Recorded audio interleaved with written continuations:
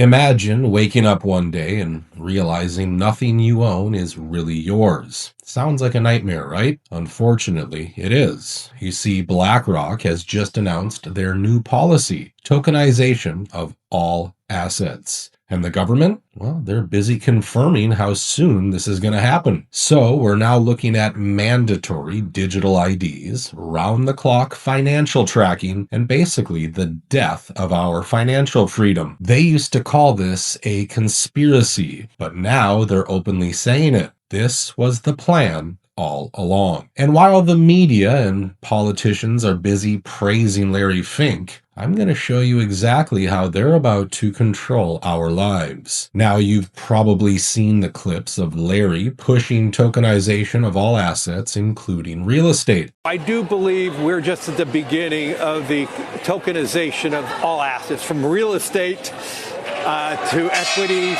to bonds, across the board. So we look at that as the next wave of opportunity for BlackRock over the next tens of years, as we start moving away from traditional financial assets by repotting them in a digital manner. The opportunity for tokenization is probably the most important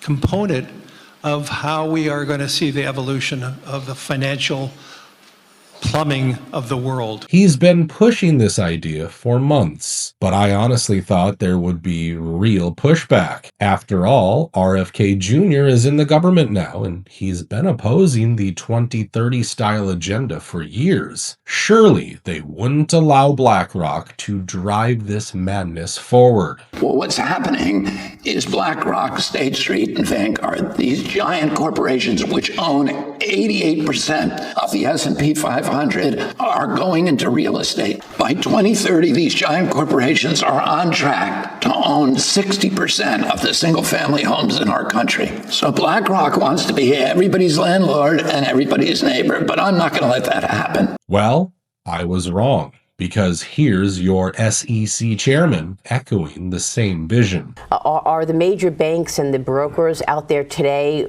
moving increasingly toward tokenization? Oh, absolutely. And it's the way the world will be, here in the, maybe not even in 10 years, maybe even a lot less time, maybe a couple of years from now. So he was appointed by the current administration, and he's always been a tokenization fan, but this time he didn't just support it. He gave a timeline of just 2 years. And look at the timing of his interview. Only days after Larry publishes his big article laying out his tokenization vision. In it, he talks about eliminating red tape, buying and selling homes in one click, making lives easy for all of us. Sounds great, right? Well, here comes the twist. He says we'll need safeguards, regulations, and controlled access to manage these digital assets. See, he's not talking about a free market where anyone can own property privately. He's talking about regulated accounts tied to verified digital identities. So in a fully digital system, you don't just own something. You need permission to access it. You'll need a digital ID, a verified biometric profile, and full traceability. And this isn't theoretical. This is already rolling out in places like India and the UK. For it.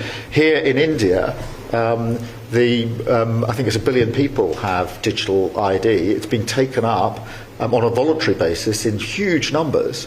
Not least because it means that you can access your own money, make payments so much more easily than is available with others.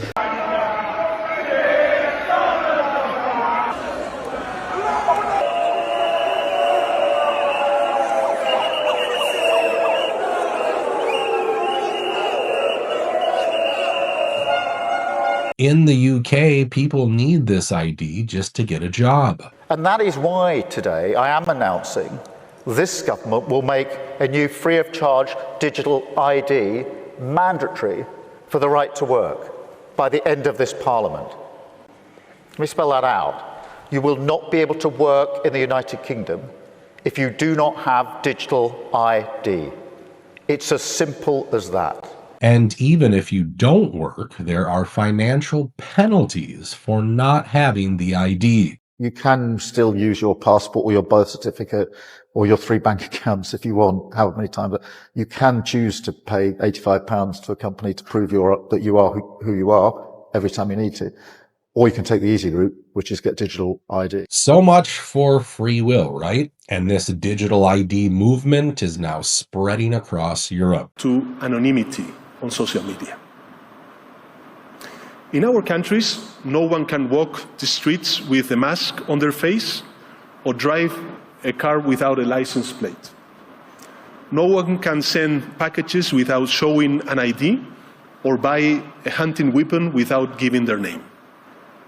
And yet, we are allowing people to roam freely on social networks without linking their profiles to a real identity.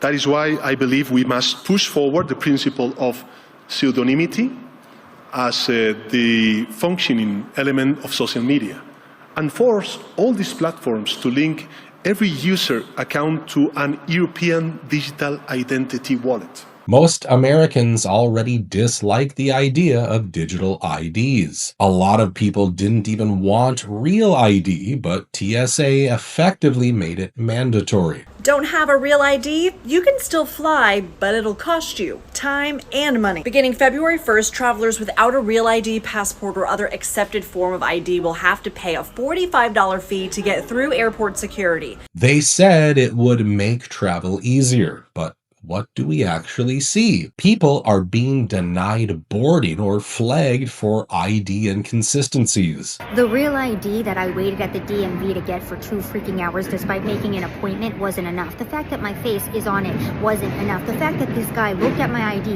made me take off my glasses so he could make sure that my face matched the exact picture of my face on the ID. That wasn't enough either. He had to run my ID through the freaking machine 3 times and it still didn't work. And by the 3rd time I finally said, why can't you just use your eyeballs and look at my ID and see that it's a real ID with my picture on it? Why is that not enough? And he was like, well, why can't you just get your picture taken? So the real goal isn't convenience, it's conditioning, training people to accept constant monitoring as something normal. And that is my biggest issue with tokenization too. It gives the government or the corporations operating above the government a portal into your personal life, where you go, what you buy, and even what you eat. And we know where this kind of tracking eventually leads. We're developing, through technology, an ability for consumers to measure their own carbon footprint.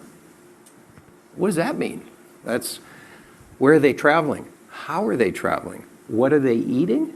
What are they consuming on the platform? So, individual carbon footprint tracker.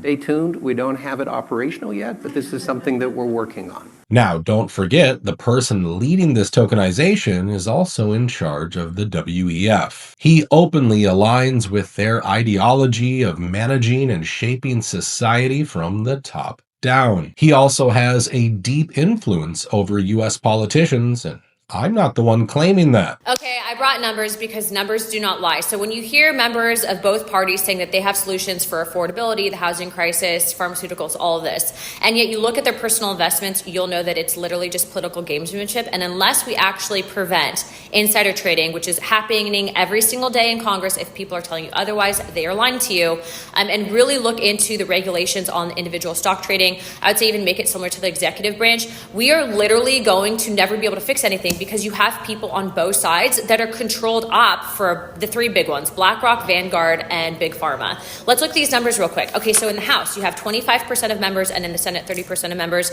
that own personally, totaling about $100 million in stocks in Big Pharma. Then you have BlackRock and Vanguard. In BlackRock, that big spooky organization that, in my opinion, is contributing to the housing crisis in this country because they're buying up all those single-family homes. Just look at Chuck Schumer, arguably the most powerful Democrat right now. He presents himself as righteous, untouchable, and above corruption. But he was the top recipient of BlackRock-linked political donations in 2023. And it goes deeper. His own son-in-law was hired as Blackstone's managing director of government affairs, literally days after Schumer supported a deal favorable to private equity firms. That's not random. That's a revolving door. And this is our reality, unfortunately. People at the highest levels of government already work for these financial giants. Now, maybe today's administration doesn't care about your carbon footprint, but what about the next one? What about the one after that? Once your money, your identity, your property, your assets will all be digital, a future government could limit your purchases, restrict your travel, or freeze your wallet with the press of a button. And suddenly, your freedom exists only as long as someone else allows it. Now, I don't know about you, but the thought of such a world horrifies me. That's why we have to warn people about it in any way we can before it's too late.